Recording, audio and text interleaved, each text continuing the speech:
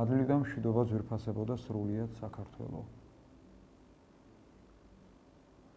გილოცავთ ყველა იმ დღესასწაულს, რომელიც წინა გადაცემიდან დღემდე იზეიმა მართლმადიდებელმა ეკლესიამ და სრულიად სამყარომ.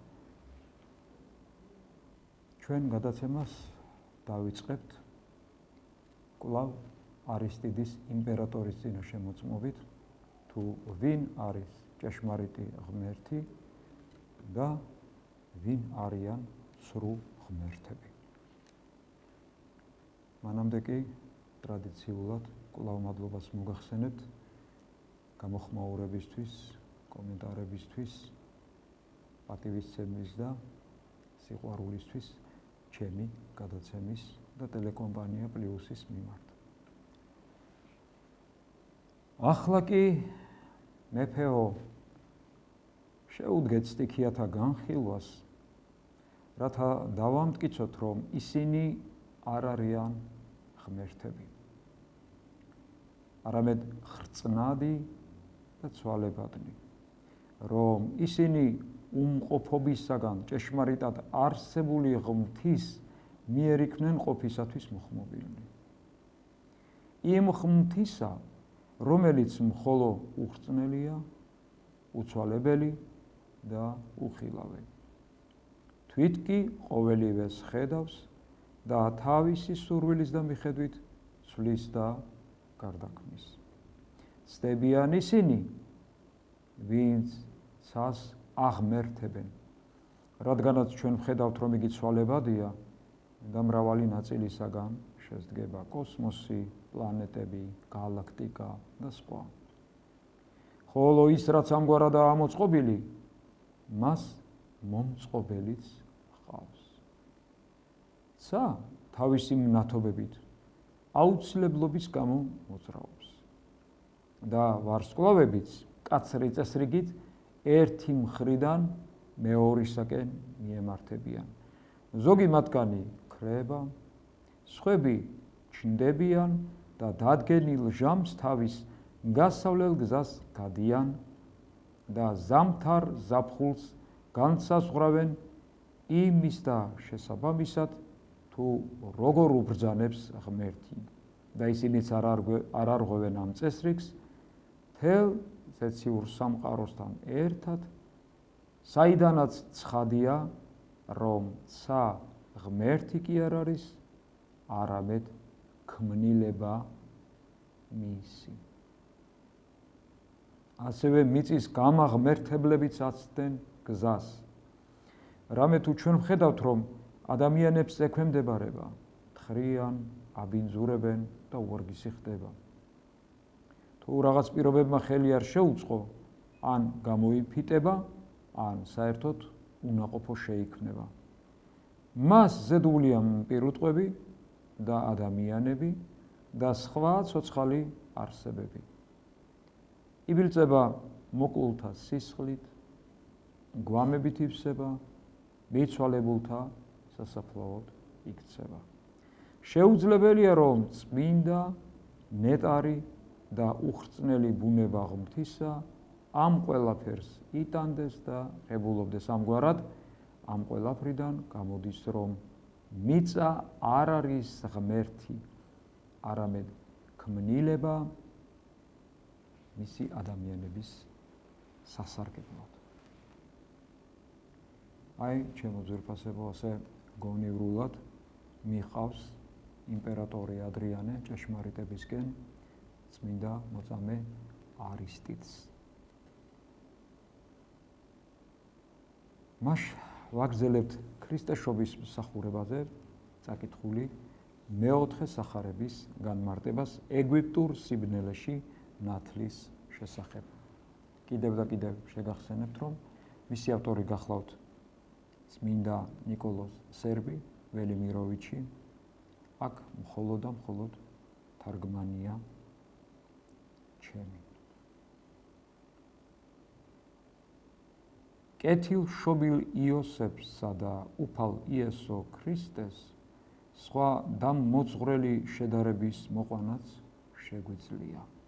ისევე როგორც საკუთარი სიწმინდის მიზეზით განდევნილი და საღვთო შეწევნით თელ ეგვიპტის და საკუთარ ძმებისათვის საზრდელის მიმწოდებლად ვიხილეთ იოსები, ასევე იქნება ცხოვრების პურის მიმწოდებელიც არა მარტო ეგვიპტის და ისრაელის, არამედ მთელ მსოფლიოსთვის დევნული იესოც. აც იერუსალიმი ქვებს ესვრის მას, ის კი თავის დროს უპასუხებს პურით იერუსალიმს. და კიდევ ერთი გაკვეთილიც.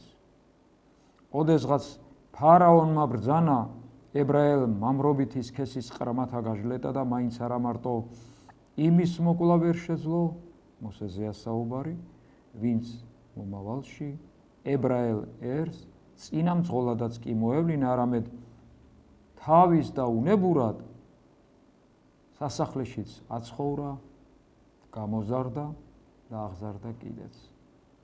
ახლა კი ჰეროდე ბრძანებს ბეთლემში ყველა ჩვილის და ყრმის ამოწყვეტას, რათა ამგვარად ყრმა იესოც მოაკვდინოს. მაგრამ ღმერთმა იესო თავისი ერის წინამძღოლად და მეფედ გამოირჩია, ვის ხელმწიფებასაც არ ექნება დასასრული და არა მარტო ჰეროდეს ხელები ვერ შეძლებენ მის ხლებას, არამედ თავად ჰეროდე უღმრთო ისრაელთან ერთად მტვრის გროვად გადაიქცევა მომავალში, როცა აღდგომილი იესო ცაშიც და მიწაზეც განიდიდება, როგორც მეუფე ხელმწიფეთა. და ამ გაკვეთილმაც გვასწავლოს, რომ თუ საღმრთო მარჯვენას შევეფარებით, ადამიანის მსახრალი ხელი ვერასოდეს ვერაფერს ვერ დაგვაკლებს. და კიდევ ერთი გაკვეთილი. ოდესღაც ღმერთმა ისრაელი წარგზავნა ეგვიპტეს, რათა გამოზარდოს ის, მაგრამ უმადურები აღმოჩნდნენ და ურჩნი. იწყეს რწმენის სიწმინდის უგულებელყოფა, მიიღეს ეგვიპტური წარმართობა და ეგვიპტურსავე სიბნელესა და გარყვნილებას მიეცნენ. ღმერთმა გამოიყვანა ისინი ეგვიპტედან, მოსეს სახით წინამძღოლიც დაუდგინა და საკუთარი ერის წინაშე ურიცხვის სასწაულებიც მოახდინა. ღმერთმა გამოკვება და დაარწყულა ისინი უდაბნოში 40 წლის მანძილზე და მთელი ეს პერიოდი უმადურებითა და ურჩებით დრტვინავდა ღმერთზე ისრაელი ერი. ღმერთმა შეიყვანა ისინი აღთქმულ მიწაზე, მთელი მათი მტრები მიმოაბნია, დაასახლა განამტკიცა და განამდიდრა ისინი, მაგრამ კვლავ აგრძელებდნენ ურჩებითა და ამპარტავნებით დრტვინვას ღმერთზე. უფალი იესო ქრისტე კი პირიქით უდრტვინველად მიემგზავრება უდაბნოს გავლით ეგვიპტეს, ცხოვრობს მდგმურად, სიღარიბესა და დუხჭირი ცხოვრებით. ისევ უდაბნოს გავლით ბრუნდება ისრაელში, კვლავ უდრტვინველად ზეციურ მამის მიმართ ყოველგვარი პროტესტის გარეშე. თავადაც მისი ყოვლადწმინდა დედაც და მართალი იოსებიც ყოვლად უზენაესის მიმართ მადლიერებით და მორჩილებით ახსავსე მტკივნეული გულებით სულ მოკლე პერიოდში ისრაელი ერის ყოველგვარ ტანჯვა წამებას განიცდიან და ამით კი თავნება და ურჩ ისრაელს უსაყვედურეს და გაკვეთილიც კი ჩაუტარეს მათ. და საბოლოოდ ერთი ზოგად საკაცობრიო მიზეზიც არსებობს, რისი გულისთვისაც მაინდა-მაინც ეგვიპტეში და არა სხვა რომელიმე ქვეყანაში გაემგზავრა უფალი ჩვენი იესო ქრისტე. აიწყო მან მსოფლიოში საკუთარი მისიის განხორციელება და გახსნა ღვთაებრივი ბაგენი დასამოწყვრად, არა მხოლოდ მაშინ, როცა 30 წელი შეუსრულდა, არამედ სულიწმინდით ჩასახვის წამიდანვე. არამედ თუ ერთი მუდმივი მიმდევარი უკვე გაიჩინა ყოვლადწმინდა ღვთისმშობლის სახით. ვიდრე იშვებოდა ქრისტე, ნუ თუ არ მოექცა მართალი იოსები მანამდე? ნუ თუ მისმა შობამ არ გაუხსნა ზეცამ წყემსებს და ჭეშმარიტებით ლოცვით და უკვდავებით არ აღავსო აღმოსავლელი მოგვები? ნუ თუ იერუსალიმელ ქედუხლერ წიგნობრებსა და უხუცესებთან ერთად ჰეროდე არ აღდგა მის წინააღმდეგ, ვიდრე ჯერ კიდევ ბაგეზე იყო მიწვენილი და ჩვრებში შეხვეული? ჩასახვის წამიდანვე ერთათვის მცხრების, ხოლო მეორეთათვის ცხოვნების ხოლო მეორეთათვის საცდურის თავსაკიდურ ლოდად იქცა. მისი ჩასახვის წამიდანვე მისი გარემოცვა გაიყო ცხოვრებად და თხებად. უწინარეს ყოვლისა მისდამი დამოკიდებულებაში მარიამი და იოსები გაემიჯნენ ერთმანეთს. თუ პირველი ხედავდა მას როგორც სულიწმინდის ნაყოფს, მეორე ცოდვის ნაყოფად აღიქვამდა მასვე. მაგრამ მათ შორის განხეთქილება დიდხანს არ გაგრძელებულა, მიუხედავად იმისა, რომ იგივე აზრთა სხვადასხვაობა ქრისტეშობით გამოწვეული ერთის მხრივ მწყემსებსა და აღმოსავლელ მოგებსა და მეორეს მხრივ ჰეროდესა და იერუსალიმელ ბრძენკაცებს შორის იგივე დარჩა სამარადისოდ. ის მოვიდა, რათა დათესოს, მაგრამ იმავე დროს რათა განავრცოს კიდეც ნათესები და მსახურება იწყო ადამიანის სხეულში ჩასახვით და აგრძელებდა საკუთარ სიკვდილამდე და დიდებულ აღდგომამდე და აღდგომის შემდეგაც მოყოლებული, ვიდრე დღევანდელ დღემდეც აგრძელებს და გააგრძელებს მასვე ამიერიდან ვიდრე თვით საშინელ სამსჯავრომდე. ის მოვიდა სოფლად არა როგორც მხოლოდ მოაზროვნე, არამედ ის კაცობრიობის ყოველდღიურ დრამაში, როგორც ეგვიპტურ სიბნელეში იმგვარად შემოიჭრა, რათა იყოს ნათელიც, წინამძღოლიც, მოაზროვნეც, საქმის აღმასრულებელიც, მსხვერპლიც და საბოლოო გამარჯვებაც. ჭეშმარიტად, რომ თავისი საქმიანობა იმ მომენტიდან იწყო, როცა მისი მაცნე დიდებული მთავარანგელოზი გაბრიელი ჩამობრძანდა ნაზარეთში და განაცხადა მისი ამსობლად მოსვლის ამბავი. ამისათვის მოგვიწევს ეგვიპტეში მის გაქცევაში ვიხილოთ არა მხოლოდ საკუთარი თავის, არამედ უმეტესიც კაცთა მოდგმის ხსნა და გადარჩენა და საყოველთაო მაცხოვარების გეგმის კიდევ ერთ მნიშვნელოვან ქმედების აღსასრულებლად და რომელი იყო გაინტერესებთ ალბათ ეს ქმედება. შეხება. პირადი შეხება ქამის რასასთან, თავად კი იშვა სემის რასაში. თუმცა წინასწარ იყო განსაზღვრული არა რომელიმე რასის, არამედ მთელი კაცობრიობისთვის. ის უნდა შეხებოდა კაცობრიობის სამივე რასას და მან ეს ასეც ქმნა. იუდეაში ცხოვრობდნენ სემიტები, ხოლო ეგვიპტეში ქამის მოდგმა. ბუნებრივია ისმის კითხვა, სად და როდის შეეხო ის მესამე რასას, ანუ იაფეტის მოდგმას, მაგრამ განა რომაელები, იაფეტიტები არ ფლობდნენ ეგვიპტესაც და ჯერ კიდევ ალექსანდრე დიდის დროს მთელი წინა აზია და აფრიკა არ იყო ელინებით დასახლებული და მის გარდა განა მთელი ახალი აღთქმა ელინურ, ანუ იაფეტიტთა ერთ-ერთ ენაზე არ არის დაწერილი და მისი სასიკვდინე განაჩენის გამომტანი პილატე გოლგოთის მთაზე მისი ღვთისძედ აღმსარებელი ასისთავი და მცველები განა იაფეტიტები არ იყვნენ. ქამიტები მამათ მთავარ ნოეს მიერ მშობლის მიმართ უპატივცემულობის ცოდვით დაიწყებდნენ, ხოლო სემიტები და იაფეტიტები იკურთხნენ. მაგრამ სოფლად მოსული უფლისთვის დაწყევლილ და კურთხეულ ადამიანებს შორის სხვაობა არ არსებობდა, რამე თუ ცოდვას და სიკვდილს დაქვემდებარებული სრული კაცთა მოდგმა წყევლის ქვეშ იყო. აი აქ ჩემო ძვირფასებო შევწყვეტ კითხვას და გავაგრძელებ შემდეგ გადაცემაზე. დაგლოცოთ და გაგახაროთ ყოვლად წმინდა ღვთისმშობელმა, რომლის ცხოვრების კითხვასაც ჩვენ ღირსი მაქსიმე აღმსარებელის, ანუ ჩვენთვის განსაკუთრებით მლოცველის მიხედვით განვიხილავთ.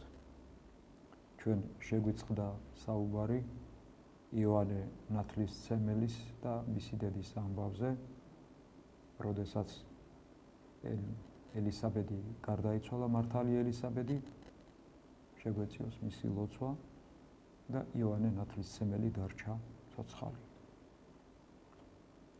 სიმართლის მზისა და ეკლესიის სიძის, ქრისტეს ჩასახვის და შობის მსგავსად, მეტად საკვირველია და გამოუთქმელია ეს ამბავი იოანესი, ქრისტეს მეგობრისა, რომელსაც ეწოდება თიები, სანთელი ნათლისა და ხმა ღაღადებისა, ასევე სიძის მეგობარი და მეუფის მხედარი. ასევე საკვირველი იყო იოანეს გაზრდა, სამყოფი და საზრდელის მიღება. მისი უდაბნოში ყოფნა იმ დღემდე, როცა იგი ისრაელს გამოეცხადა.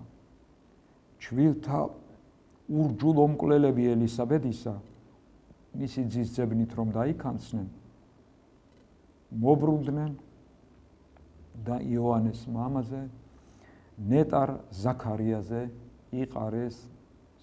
იყარეს ჯავრი, ბილწი ჰეროდეს გულისწყრომის დასაცხრომად, ტაძრის საკურთხეველში მოჰკლეს იგი, როცა საღვთო შესაწირს სწირავდა ღმერთს. ამგვარად აღსრულდა ეს უზენაესი განგებულება. ახალშობილი ყარ მისა და ყოველთა მეუფის ეგვიპტეში ჩასვლით ამ ქვეყნიდან ეშმაკები განიდევნენ და მრავალ საცდურს მოეღო ბოლო. იქ მყოფთაგან ყოველნაირი ბოროტების მაძიებელი წარმართი მოგვები და ეგვიპტელები განსაკუთრებულად ყავდათ დამონებული ეშმაკებს. იმჟამად ორივენი მოგვებიცა და ეგვიპტელებიც დიდი გულმოდგინებით ემსახურებოდნენ ბოროტ კერპებად ქცეულ საძაგელ ქვეწარმავლებსა და მცენარეებს. სხვერპლს წირავდნენ ზროხას და ღმერთად აღიარებდნენ მას, რომელსაც აპი ერქვა მათ ენაზე. ღმერთებად ყავდათ ვაცი, კვერნა და თაგვი, ხოლო ნიანგს მდინარე ნილოსის ღმთაებად მიიჩნევდნენ. თაყვანს სცემდნენ ნიორსა და ხახვს, ასევე სხვა 1000 გვარ საძაგელ ქვეწარმავალსა თუ მცენარეს. მოგვები ჰაერის მცველ ეშმაკებს ემონებოდნენ და მათ შეღაღადებდნენ ვედრებით. ისინი იყვნენ ვარსკვლავთა მრიცხველნი და მათთვის მსხვერპლის შემწირველნი, მისნობისა და ჯადოქრობის მიმდევარნი. უფალმა იქ მისვლით მწარედ შემცდარიეს მოდგმას აზარელი საცდურებისაგან იხსნა, რათა ამ მოდგმასაც და მის შთამომავლობასაც საკუთარი დაქცევა და აოხრება დაენახა. თავის შობამდე მან სპარსეთიდან ის მოგვებიც ამისთვის გამოიხმოდა, განაქარვა ეშმაკთა ყოველგვარი ბოროტო, მზრახველობა და ხრიკები, ვარსკვლავთ მრიცხველობა თუ მისნობა. მცირე ხნის შემდეგ კი თავის უბიწო დედასთან ერთად ეგვიპტეში თავად ჩავიდა, როგორც კაცი და ეგვიპტელთა ყველანაირი უწმიდურება მოსპო. გველები და მორიელები განდევნა და საცდურისა თუ საფრთხის ყველანაირი ბინდი და სიბნელე გაფანტა. უფლის დედას და სიცოცხლის წყაროს ასე ექცნენ თავისი მეგობრები და ხურიასთანიც, ანუ ისრაელის მკვიდრნი მტრებად და მდევნელებად, უცხო მოდგმის ეგვიპტელებს შორის კი მან მეგობრები პოვა. როდესაც უფალი ურიასთანს განეშორა და თავის სანატრელ დედასთან ერთად ეგვიპტეში დამკვიდრდა, ეგვიპტელებმა საკუთარი თვალით იხილეს განხორციელებული ღმერთი და მისი უბიწო ქალწული დედა, როგორც ამას იერემია წინასწარმეტყველი ბრძანებს. აი ჩემო ძვირფასებო, აი ამ სურათზე გამოსახულია, როდესაც ეგვიპტეში მიდიოდა მაცხოვარი. და საინტერესო ის არის, რომ მე თვითონაც გავოცებული ვარ, აი რასაც კითხულობ პირველ საკითხავში, მეორე საკითხავში რაღაც ბუნებრივად გრძელდება თუ რაღაცა მსგავსი ამისი დიდება უფალს, რომელიც არაერთ საკვირველებას და სასწაულს გვიჩვენებს. თავისი ყოველად ბრძენი და საოცარი განგებულებით. მაშასე, ჩემო ძვირფასებო, ჩვენ პირველ გადაცემაში მოვისმინეთ ფარველი ანგელოზის საუბარი სულთან თუ რას ეუბნება პირველ დღეს. ეხლა მოვისმინოთ რას ეუბნება თვის მეორე დღეს ფარველი ანგელოზის სულს. დაილოცოს ყოვლად მოწყალე ღმერთი.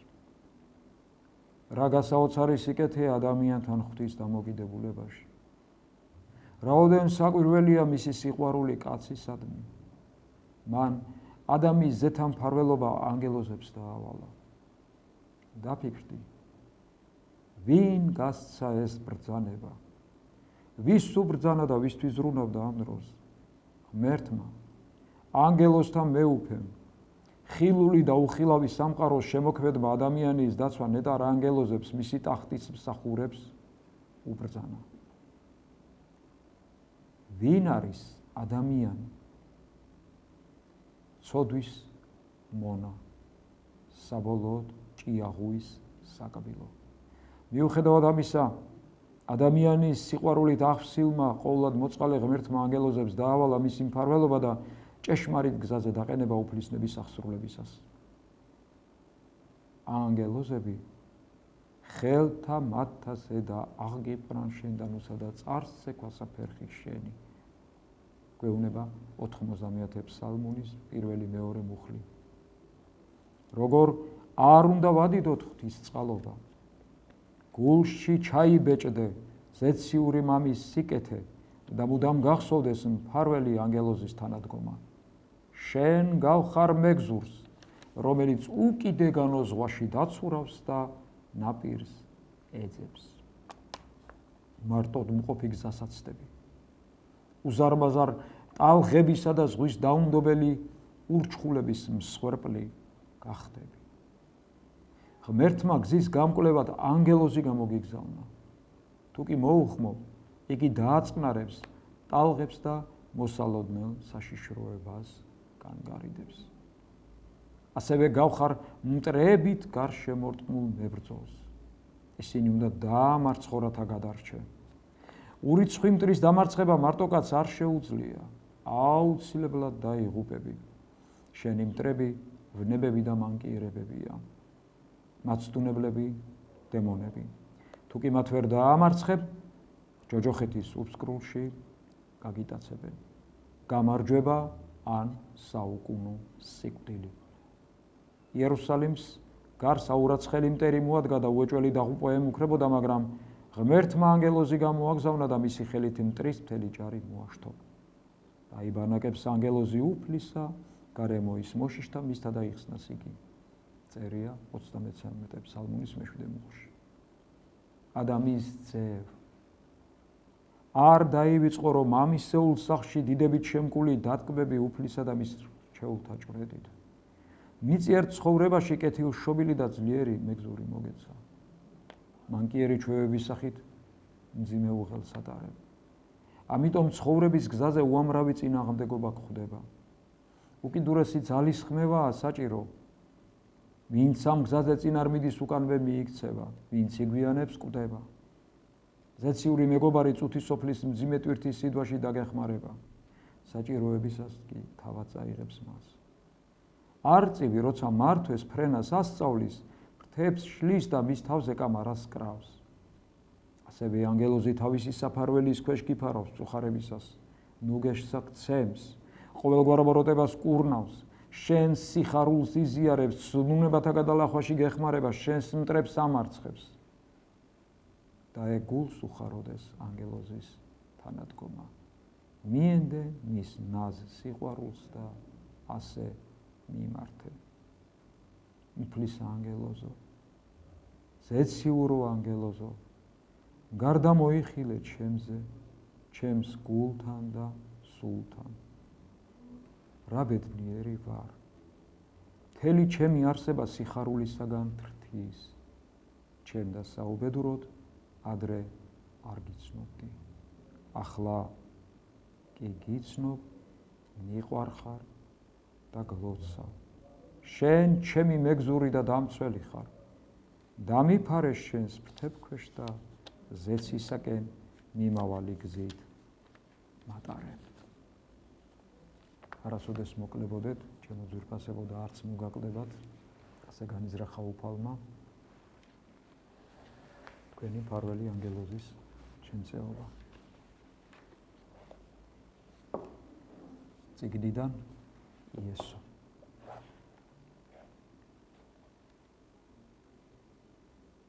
ქრისტეს და საქართველოსთვის ეს ჩემი გული მიცგერსო, კურთხევა მისით მოგმადლენ ტკბილო უფალო იესო.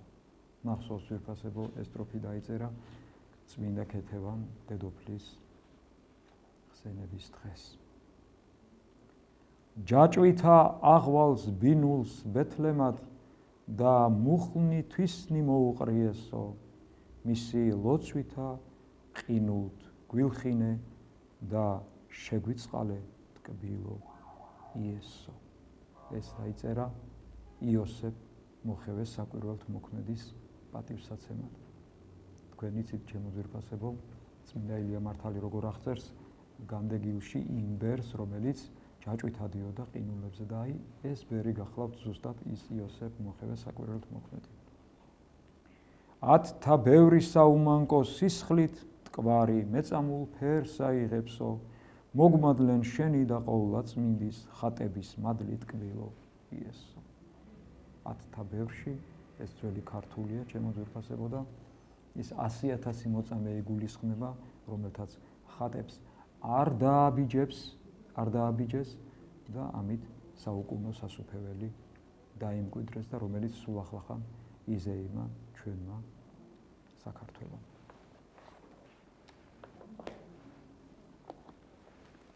წმინდათა საგალობელი.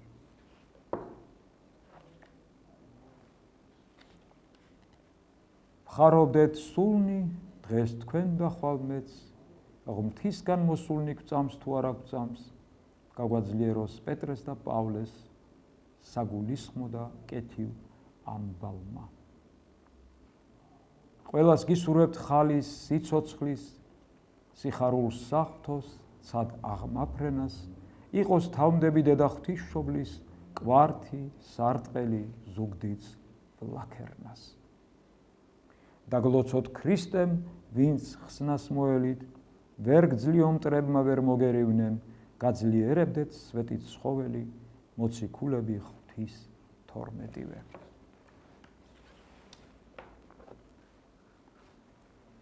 და კვლავ წიგნიდან ურთულესიდან უმარტივესამდე, ანუ ფიქრები მართლმადიდებლობაზე. აი ესეთი საოცარი რამ დაწერილი ამ წიგნში. თავის ქალამ უპასუხა ღირს მაკარი დიდს. როდესაც შენ ლოცულობ ჯოჯოხეთში მყოფი სულებისთვისო, მაშინ ჩვენი სიხარული იმაში გამოიხატება, რომ ნათდება და ერთმანეთის სახეებს ხედავთო. ახლა იფიქრე იმაზე, რომ თუ კი იქ მყოფთათვის სიხარული მხოლოდ ის არის, აქ რიცცემ პატივს იმ ადამიანს, რომელსაც ყოველდღე ხედავ. მე მგონი ღირს დაფიქრებათ ჩემო ძვირფასებო და ბოლოს როგორც ყოველთვის ზეგსათქმული სახარება.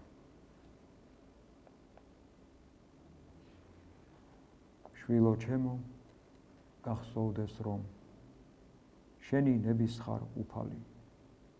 სიყვარულით ამას აკთხოვ სულს მრავალგზის ეს უთხარი, ხელმწიფება საკუთარი ჭეშმარიტად გულს უხარის, ღვთისგან გაქვს ეს საჩუქარი, გახსოვდეს ვინ არის უფალი.